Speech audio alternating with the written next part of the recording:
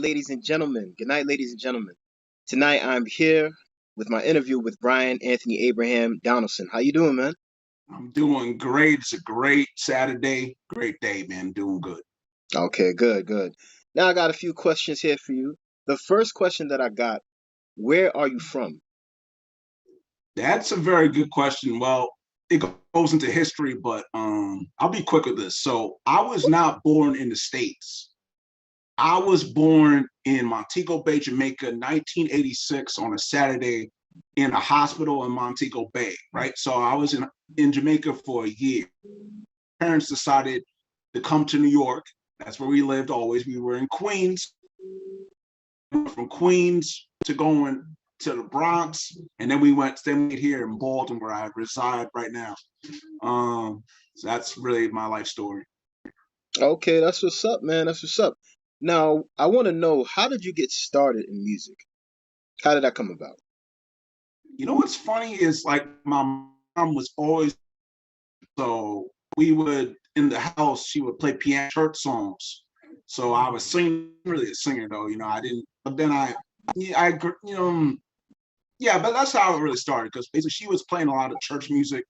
The first music lesson I took was a drum lesson, and I wasn't really good, and I can kind of play drums now, but like I'm not at the best thing. But that's where it started from. My mom was always a musician, so from her playing the piano and playing the guitar, it grabbed me basically wanting to play guitar. Someone than learning other instruments, and I really just went with that. I kind of just went with guitar, bass, piano, harmonica, recorder, and then from there, that's how it is all built up, and that's how I started my music. Because my mom is the main reason I'm a musician.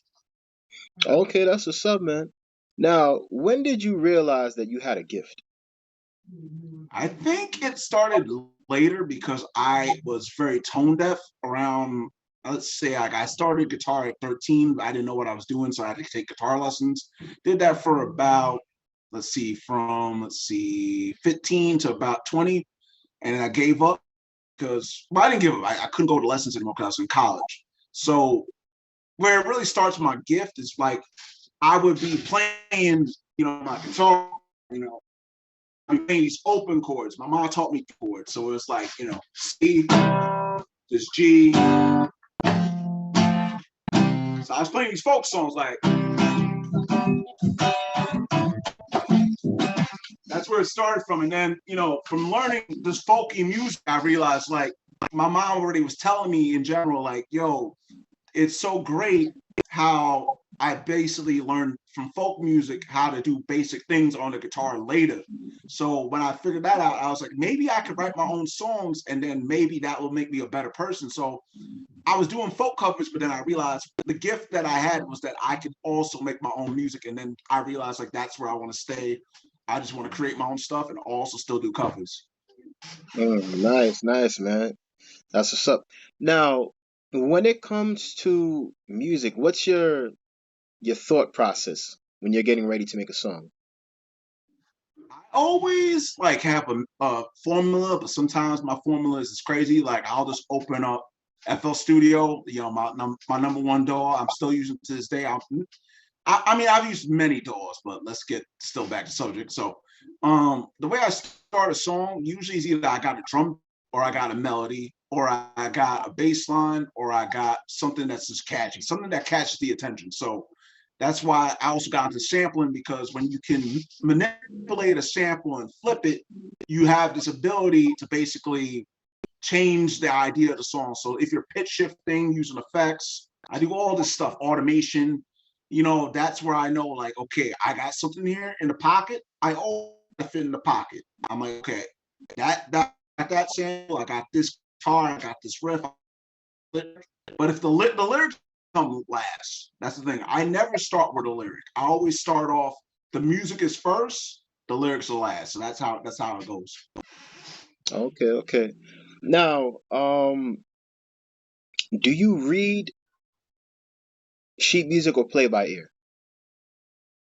I used to now it's been a while because I went to school for that. I went to guitar class. I had to read notation, but you know me, I'm like a tablature head. So I would read the notes and tab them out because I see everything in numbers, like on guitar. Like this is kind of confusing, but for instance, C to me is a 3. It's not actually like a C. See it like a C, like I hear it as a C, but it's basically a 3 to me. Like this is a 3 because I'm on the 3rd fret. Right. If I hit the E open, it's a 0. So I see everything in numbers. Like when I'm playing guitar, I see everything in numbers. But then I also have to use my relative pitch because that's what I've had that since I've had this like whole chromatasia, whatever problem with myself. So, but I don't know if that's how you say it, chromosynthesia. I don't know how to say it, but I can hear sounds and everything. So basically, I can hear sounds and everything. So if I hear one note in my relative pitch, then I'm like, okay, that's how it goes. But yeah, but even when I was doing notation, I did everything by tablature because I see everything in numbers. But I would go back to trying to do that, but it's very complicated and I'm not used to it. So now I just do everything by ear or I do it by tab. Oh, okay, okay. Now, with your work, what has your work been compared to, or who have they compared your work to? Like, what artists would you say you closely resemble, or people would say you closely resemble? This is a very good question. It could be kind of long, but I'm gonna make it quick. So I'm like a part of hypebeast culture. So One Love the Little B, I wish he was on this stream right now. That ain't gonna happen. And I want to collab with the guy, but if you listen to a lot of my hip hop, it's very much based on a lot of people compare to Little B, a lot of people compare also Deck Grips. Them too. Shouts to MC Raj, the man, homie. Shouts to also Zach Hill, great drummer. And shout outs to the keyboardist. I can't remember his name, but Flatliner, yeah, good guy, great guy. I definitely get Deck Grips. Sometimes I get Kanye because when I'm doing like something like that, I kind of get. If I'm flowing really fluent, I get Jay-Z. But sometimes I'm not trying to sound like Jay-Z, but I try to be in that. Lil Wayne is another one. I definitely have a lot of Lil Wayne type energies when I'm rapping. Drake also in there. I did a whole trilogy where it's like I made my own Drake trilogy, so I definitely think Drake is a big influence on my music. You can hear it definitely with my chords and some of my bass lines and everything I'm doing. This is a long one, so I don't know how to even end this, but I could say that's like hip hop wise. Rock wise, I get like Block Party, Radiohead, Sonic Youth. Wow. Wow. Bowie is definitely one. I get Bowie. I get Jim Morrison. Black wise, if I had to say it, definitely I also get Living Color. I definitely get Living Color in my music, so that's definitely, and they're one of the greatest groups ever. So one love to them. Also, Bad Brains, another great black group. But that's that. And then I guess if you want to go, I go through electronica, so it's like I definitely love Fatboy Slim. I definitely love Tom. I definitely love a lot of Witch House. So I'll say like Purity Ring.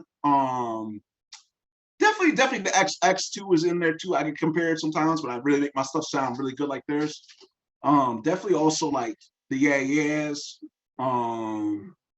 It's a long one. I'm gonna finish it quick. And then definitely if I had two more electronic, it's definitely like definitely Kelly O'Keefe-Ray, definitely that's the guy. That is the same guy from Block Party, by the way. And then last I would have to say like probably one of the biggest out there, but like no one really is listening to it right now. But I gotta give Von Buren like his vibe because the guy's been killing it with trance and everything for years. So I try to stay in those vibes too. Also Martin Garrix, I'll give him that. Okay. Now, is music your full-time career? Or is it part? I would say it's a part-time career. I do it as a hobby. I want it to be there eventually. I want to get out this house and get my own house and be tour world. That's my next plan.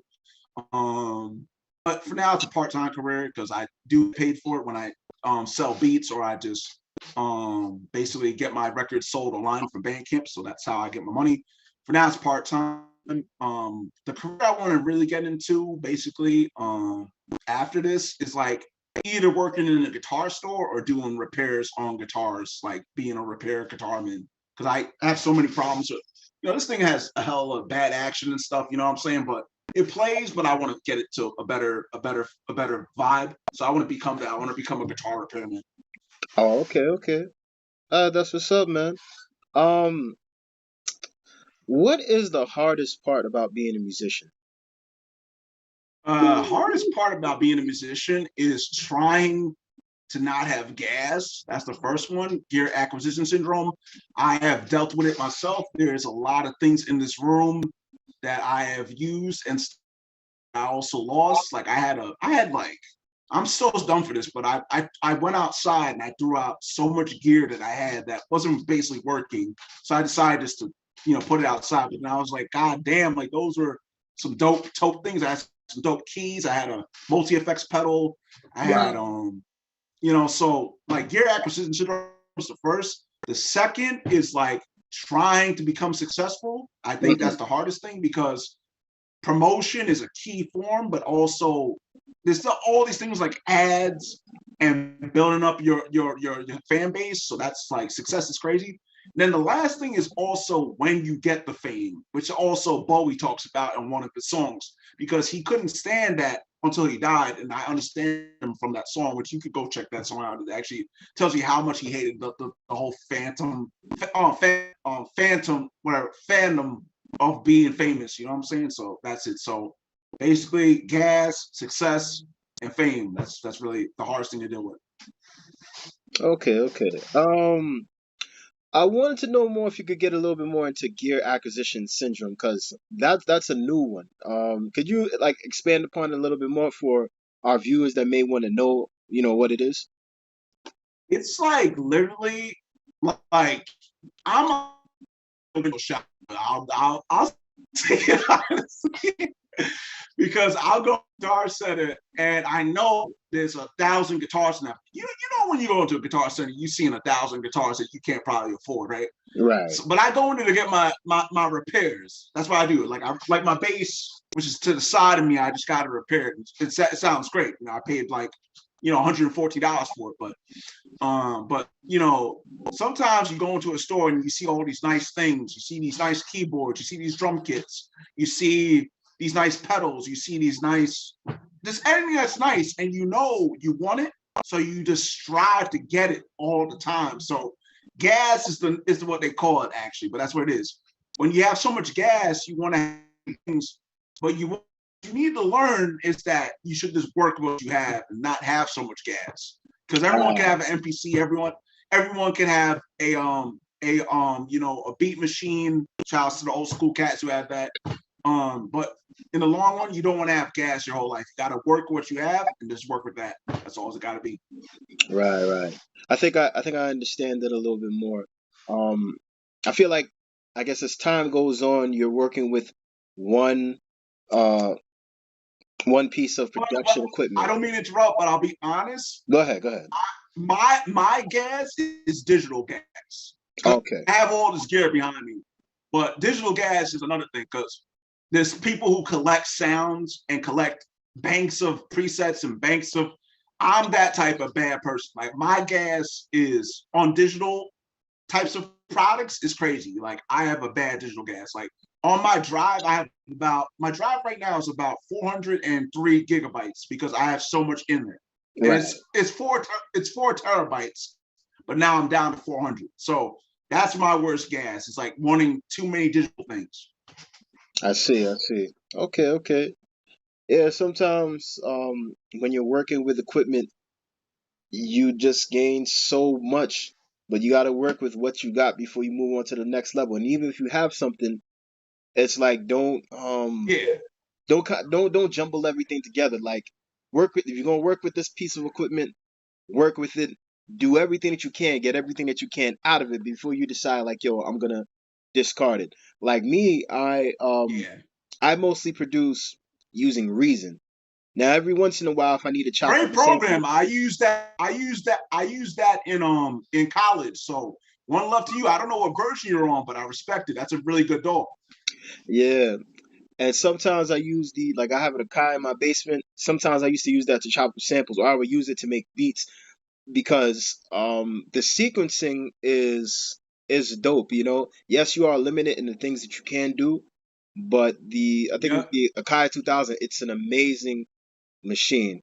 But yeah, I get what you're I mean, saying. if Zero Kanye, observation syndrome. if Kanye used that unit throughout half of his career and he's still using it on in some of his new albums, it proves that that thing was legendary.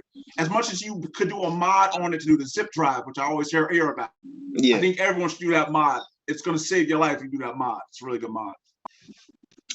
Now, I remember a while back, right? Well, this is a story that we've heard in the music industry for years, right? A lot of Definitely. people will look at someone that is an executive producer of an album and they're like, oh, this person didn't produce the album, but there is a difference between a beat maker and producer. Would you care to break that down for the people that are watching? This is like one of the craziest questions because I call myself a producer, but actually that's only if I'm in the studio directing my Yes. dumb pop filter anyway. Directing how the music goes. Right. So there's a record I did. This is actually me really fucking not fucking. I did the beat making. Hmm. That's I'll definitely call myself a sequencer. Okay, I'm an arranger and a digital music sequencer. That's what I love about myself because I can do it all day. But when I had to do this record with Shaq, I had to tell him like in certain points, like, yo, this goes here, that line goes there, and then I arranged the whole thing myself. Right. So that was me actually making an effort to produce the record the way I kind of wanted it to sound, and also for Meshack. That's the difference. A beat maker is an arranger. Okay, like Kenny Beats is an amazing producer because if he'll have his records, they're amazingly arranged and amazingly he goes into artists with the studio and does his thing. That guy's amazing. But he's also an arranger or a beat maker because he sits there and critiques every little event and arranges it. That's the Right. difference. Yeah, because a lot of people, let me tell you something, a lot of people will look at DJ Khaled and be like, yo, this guy doesn't produce beats. But the thing is, when he started out early in his career, he was a DJ, he was producing. I mean, sorry, lem- Go, go. It's fine. It's fine. It's fine. We yeah, all yeah, make mistakes. yeah, yeah. DJ Khaled is an executive producer, but oftentimes when we think of producer, we think of someone that makes beats. But there is a difference between beat maker and producer. I'll give you an example. I remember back in 2014, a friend of mine brought over this young lady to the studio, right? I have a studio in my crib. And basically, you know, I was going to sell this beat to her, but the thing was, I wasn't going to get any credit as an executive producer because what she was going to do was she was going to buy the beat and have someone arrange it. And whoever was Ah, going to yeah. arrange it and See, put it that's what I together said too. would have been the executive Yeah. producer. Now, I probably would have been able to sell the beat for maybe 150, $200. But That's in case, and this was to come out with this was to be as a bundle pack because she was writing a book. The name of the book was called Dear Diary, right? So got you. I wouldn't have, if she decided to sell the song on a streaming app, I wouldn't have been able to make any money as a producer because number one, that would have been a work for hire, and two, I would have sold my rights. So I would have made money off the beat by selling it, but I would have not had any future earnings in terms of royalties or writing credit. You know what I mean? Yeah. Because at that Yeah. time it was very Yeah. important to me. It was so important that I went to Jamaica Avenue, and on Jamaica Avenue there is a lawyer that can give you advice about that type of stuff. So I went That's and I word. met with that person so that they could give me information. And that's when I learned about selling beats online and splits and all these different things. So, and they also had a fake contract that I could look at and basically would be like, okay, well, this is how this goes, and that goes. So now that I'm older, I'm understanding the nuances of beat making, how to handle your business, how to make sure you don't get your royalties, future royalties or earnings taken away. I remember I had a professor in college. I will never forget this guy. His name was Professor Hest. And he had told me one time that he wrote a song and he put work for hire, right? Because he was like, well, this is work and I'm getting hired, so I'm going to get paid. What he didn't realize was that he was signing away his rights to have any future earnings for the song. And so he had to clear that up very quickly because there were times when James Brown's musicians would go into the studio That's true though too. Yeah, I and know what you're work with talking about. them and do Yeah. it as a work for hire to get bread, not thinking that later on, if the song ends up popping off, they can make future earnings or royalties. No one told them about True. that, not even James. So as you look into this world now of digital streaming sales and credits and everything, you want to make sure that if you're a beat maker, you get your credit as a beat maker. If you're an executive Definitely. producer, you get your credit as an executive producer. And it's so very important because if you don't know the difference between these things, it's going to be a problem. Now, as I said with Khaled, Khaled was a beat maker. And when he Yes. started working with these other artists, he was also an executive producer. Because although those people were putting lyrics on his albums and stuff like that, he was the one that's telling them, okay, this goes here, that You goes can there, see him turn this doing up a it little on bit, the turn it videos down. too. It's not a joke. It's not a joke. You see, like I've watched this guy. He's in studio with Barris Ham. No, is that true? He was with Barris Hammond. I You know think it what was I'm talking about. I think it was Buju Banton he was in the studio with. And he's with another Jamaican guy too. Like, and you see him in there vibing and telling them like, "What's up?" Exactly. You And know, people like and people don't realize this. Like it's important. Let me tell you something. It's great to get into the studio and know how to do music, but it's even better when you know about credits, splits, royalties, all these different things are important. If you don't know nothing, let me tell you something. A lot of these young guys, they get into these contracts where someone is taking a certain percentage of their publishing.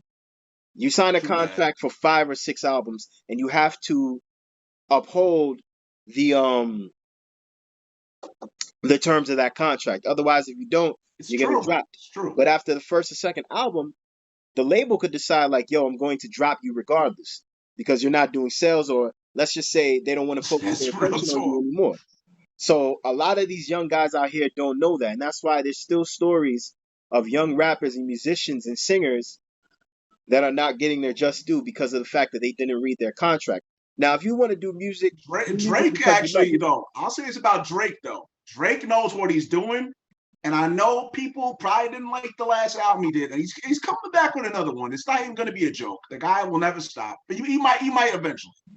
The last album he did, all the clearancing, all the producers worked that shit out, fine dandy, okay, because that shit sold. That shit Right, sold. So you know Drake was already on his swag, and the guy started out as an actor, okay. right, Like you got to give that man so much. There's too like I see too many people just saying Drake is stands like he's just a stands like all y'all stands like for Drake. No, Drake has a legacy as right. much as like Kanye has a legacy and Jay-Z. How many records will you look upon that Drake has right now in his catalog and try to tell me that homie's not dope? Like, Of course, man. And let me tell you, it all goes back to knowing about your contracts. Let me tell you something. There's a woman by the name of Wendy Day. A lot of hip hop heads, a lot of dudes that listen to hip hop don't know who Wendy Day is. In 1992, and we're talking about 30 years ago, Wendy Day started facts. the Rap Coalition.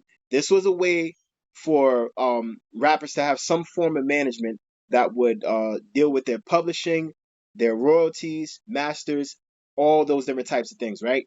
And there was a Definitely. contract, a deal that she was able to work out between Universal and Cash Money Records, where, and this was unusual at the time, that Baby was able to keep all of the masters for Cash Money Records.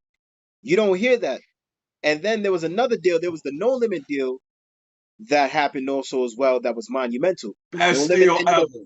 and they Best deal ever. and they also ended up working with Universal as well. So you had two groups from New Orleans, and Wendy Day made sure to orchestrate that. She's also worked with a lot of other hip hop artists to make sure that they get their just due.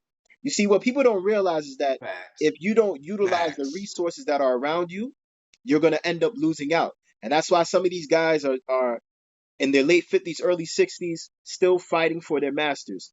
Curtis Blow is still currently fighting for the masters that he made, the records that he made for Mercury Records in 1979. And Crazy. the two songs are Crazy. called The Breaks and I forgot the other joint. Damn. Yeah, so it's the breaks and I think Christmas rapping. Those are And the if two I rule songs. the world, or is it if I rule the world? I thought that was it too. If I I rule don't the I don't world, I don't know about that, but I know that he's you know what? He might as well be fighting for those masters too, you know? But people gotta realize, like, definitely. and let me tell you, it's not easy to get your masters. Anita Baker was going through an issue with her record label. I forgot the name of the label that she was signed to, but Chance the Rapper, he got involved in that situation, and she ended up getting all of her masters back. You know, it's hard to do that when you sign a Right. contract and you don't look at the terms and the agreements. It's very easy for someone to snatch your name and your identity and all these different things. You know, imagine Here's being on my a record. thing. Go ahead, Wait, go I ahead, don't mean to interrupt, but here's go my ahead. thing though. See, as if I've never been signed to a label. This is going to be a little nice swaying. I've been doing all my music independently, so and I know you've been doing all, like kind of similar. So I want to know the difference between that and then like doing a DIY and then going with because I don't think major labels are really going to be a thing in like 20 years. That's my biggest thing. Well, let me. Hmm, that's a good question. All right, so when you're doing or pushing music yourself, you literally have to be the manager. You have to be your own A&R. You have to get your own makeup artist. You got to make sure that you pay people. Like, let's say you don't want to mix or master your album yourself. You can find somebody to do that. But literally, those are the things that you're doing. You're mixing the album, you're mastering it yourself, you're the A&R, you're this, you're that. So everything is riding on you and you're doing it independently. You know, if you can find a creative way to get people to listen to your music, then you'll be fine. Everything will work out. But with a record label, the record label, it gives you money for certain things, you know? You have the album recording budget, right? Which means you can bring in any producers Yeah. that you want, any musicians. You know, you're paying for mixing, mastering, um, just a lot of different stuff. And you see, the thing is, the record label gives you that leverage. And also, if the record label is well known, and we're talking about labels like Sony, um, Republic is definitely up there too. exactly, or you know, Def Jam Records, Um, because these labels have notoriety, yeah, people are more likely to go and listen to your music because of the promotion that these labels put out. So labels are just really there for promotion, right? But as we see now, got you. you got websites like United Masters or DistroKid or CD Baby Yeah. or I think Song Trust is another website. All of these It's websites, also TuneCore. TuneCore, you got that one TuneCore, too. TuneCore. exactly. But you see, if you don't know how to work with these sites, if you don't know about how to get streams and other things like that, you're not going to get the result that you want. So sometimes you might need to hire people that you know that really know how to work out this stuff. Like, and you don't necessarily have to go and to a label to do it. Like, in terms of marketing and having a department for that, you can know somebody that knows how to do photography, that knows how to edit, that can digitally enhance your photo, or just do different things. You have to be able to have all of those things in your pocket. If you know friends or family that are really good at that stuff and that is their main job, you know, then you would get them to do that, to work with you. You know what I mean? So doing Yeah. it yourself is a little bit harder, but at the end of the day, when you work with yourself, you're gonna own 100% of your masters. You're gonna get your royalties. You're gonna get all these different things. There's gonna be no middleman, no in between. When you're getting paid for a show, or you're doing a concert, or it's time for you to get paid for your money for that contract that you made, that yo, I'm gonna perform in this city 2 hours. There's not gonna be a label that's gonna get a certain percentage, right? We often say that people make more money Yes. touring than they do off album sales. But the fact of the matter is the fact that even if you are touring, your record label's still gonna get a percentage of that. And what's worse is that if on your record you do not have any writing credits for any songs, even though you may have written everything, even though you may have produced the beat, if you have other label heads and record execs that are in there that have put in their final input and are like, oh, change this, change that without your consent, then you're not gonna have any credit. You know, one of the one of the craziest stories within the music industry was the situation with New Edition. New Edition went on Yeah, tour, definitely. did music, got out of the projects, and they came back to, poverty. But the thing was that when it was time for them to get paid, they only got paid $1.87. Now, Maurice Starr, who was the manager and the gentleman who had the record label, he tells these guys, oh, well, we had a budget of this, we had to pay for this, recording time, using this stuff, blah, blah, blah, all these different things, right? Yeah. And because of the fact that everything was structured in a certain way, these people's parents were putting their trust in the label. You never put your trust in the label. You always make sure that you have a lawyer. You always make sure you do this and you do that. That's Right? that's So, that's how I see it. That's how I see it. With that's why I feel like just being in my shoes, as somebody who's been doing this since they were 13, I feel like I always wanted to have. I hate to use the word control, but the whole thing about punk rock to me, which is like one of my second favorite genres to put into the list. But punk rock before it became too corporate, I hate to use that word.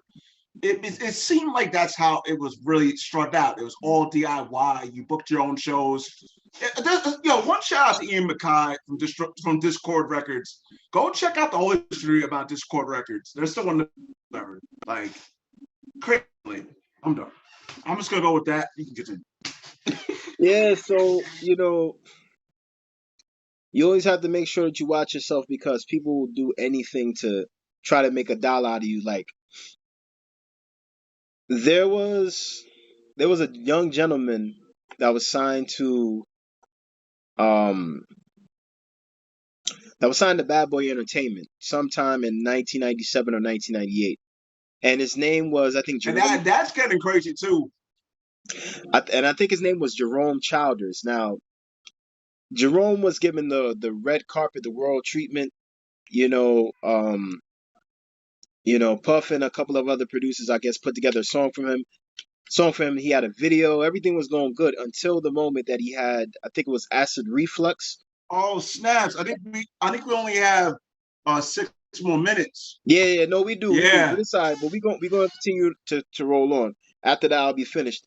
And so, because of that, he got sick, and his voice started changing. By like 2000, he got dropped off the label. His album never came out, and so the harsh reality of the record business is that at any time, even though you may seem like an asset, you can also be a liability. So that's True. the other thing. True. You could be getting all of this promotion, you could be getting all of this money, and everybody loves you. You got A&Rs, you got people interviewing you, somebody doing makeup, all these different things. But they could be going just like that. That's why it's always good to make sure that you yourself are set. So as a musician, if a label decides that they don't want to rock with you anymore, you already have a fan base. You can go and record and do your own thing. You know what I mean? I think that's what I think Ashanti's about to do that when she gets this next record out, and I'm kind of proud she's doing that right now because she should have done that in the first place. So Ashanti, one love to you if you're gonna make that next move, definitely. Exactly.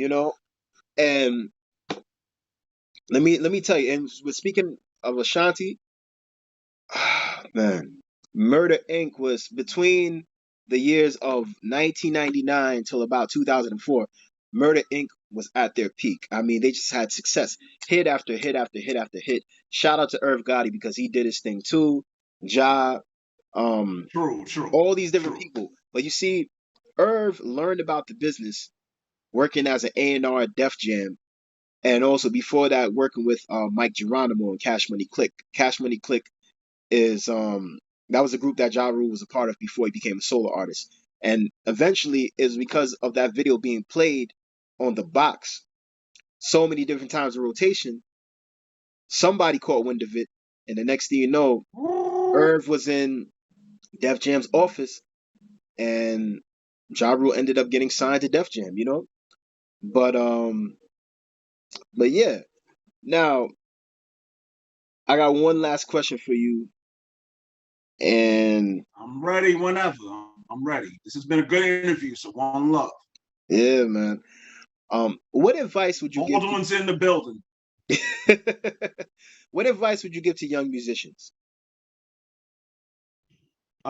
This is really like a lesson from myself, but I think what you got to do, if you got a passion, stick with it, and then try to make it.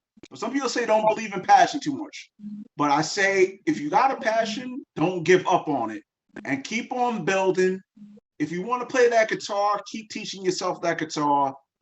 If you want to become a singer, try to get some lessons if you want. But if you don't even want to take lessons anymore, just try to find your way to do what you gotta do and express yourself, because expression is everything, man. Like I can't even sing to my best ability at this moment, but I've been trying every day, and I just keep on doing it. I never took lessons. I never actually had vocal lessons. No one even knows that. Never had vocal lessons. So I just keep on singing the way I want to sing.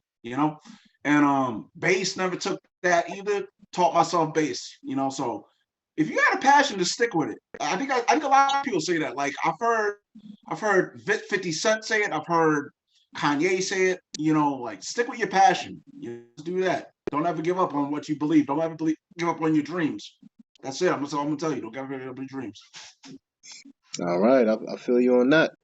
Well, ladies and gentlemen, we've come to the end of the interview. I want to thank Brian Anthony Abraham Donaldson for joining me for this wonderful interview. Hopefully in the future. Matter of fact, no, before you go, we have like a few minutes. Tell everybody about the new project that you're getting ready to release. Just give a little snippet of it. Not snippet, but You mean you mean like on you mean on the one I just released like last Thursday? it was last. That's your latest project.